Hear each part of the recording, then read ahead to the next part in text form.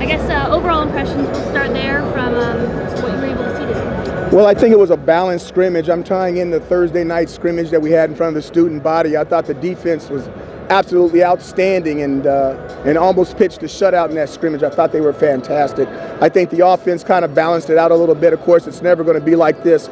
Once we incorporate the kicking game, which is 1/3 of the game, I think it'll be a different outcome. But overall, I'm happy with their performance. Is it exciting for you to get in front of the fans here and kind of make your public coaching debut to Orange Nation here? Oh, I don't know about all that excitement stuff. What I'm really excited about is that we've got 15 practices of spring ball in. Nobody got hurt, and now we got an opportunity to continue to grow for the fall. What were your impressions of what you saw? I thought it was good. I thought there was a lot of explosiveness by the offense.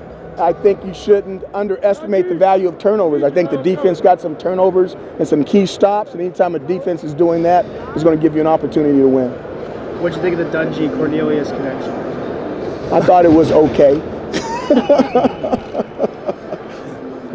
talk about the alumni coming back today. You always talk about, and one of your goals is to keep that going strong. You know, everyone said Syracuse. One of the reasons why Syracuse is the tradition.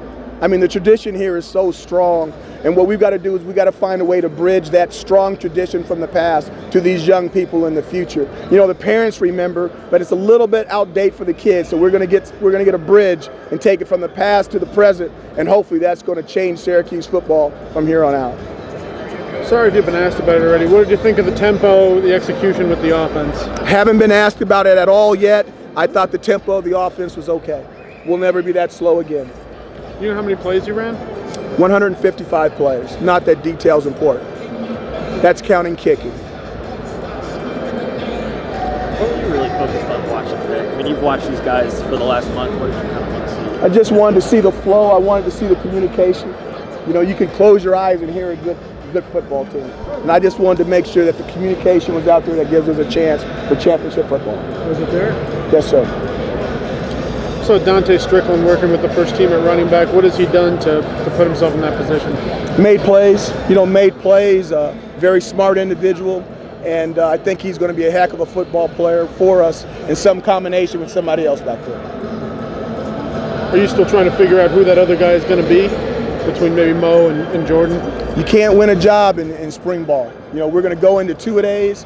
There's a lot of contact that you don't do in spring ball to teach that you will do in two-a-days to get ready for a season. And I think with the physical contact work that we have coming up, I think that's going to be the deciding factor for the first and second team guys. How impressed were you with Alvin Cornelius today, scoring 3 times? And do you believe he'll be able to keep up that type of offensive production throughout the season? Who knows? As long as we continue to work hard and get better, that's the most important thing. What did you think of the turnout? I thought the turnout was great. You know, considering that we got 2 teams in the Final Four, men's and women, a lot of young people jumped on a bus for a 25-hour bus ride to Houston. For us to get a turnout out of the community without the student body, I thought it was outstanding. Anyone on the defense jump out to you as someone you thought maybe exceeded expectations?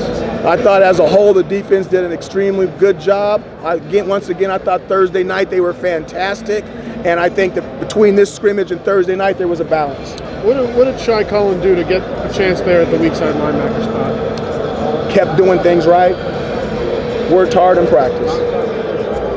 What's kind of next on the docket? I think you have a few weeks that you guys can actually go on the road recruiting. Are you just hosting recruits in the next couple of weeks? Are you going to do kind of an extensive breakdown in the spring? We will do all that. We've got to get all that done. We've got to host recruits. We've got a bunch of recruits here right now on campus. We've got a lot more recruits that are going to be coming here, scheduled unofficial visits, and then we still have to close out spring and keep the development going with the football team until we can get our hands back on them in 2 days in August. What do you think when you saw Brisley throw that ball up in the double team? Can't be an iguana now. You guys got me both ways. I'm no iguana. Sorry, John. I said, what do you think when you saw Brisley throw that ball up into double coverage? I thought the ball better come down and it better hit the ground and the defense better not catch it. What was your question? How difficult is it for these kids to totally go to this new offense from what they learned? Is it a long process? I think like anytime there's change, I think the hardest thing about change is letting go of the old. Whether it's a football player, whether it's an academic student, or whether it's a guy in a business. And if you can take your cup of the old stuff and dump it out so we can fill it up with some new stuff, I think you've got an opportunity for change. Is that hard for them to do? I'm not sure, but we're going to see.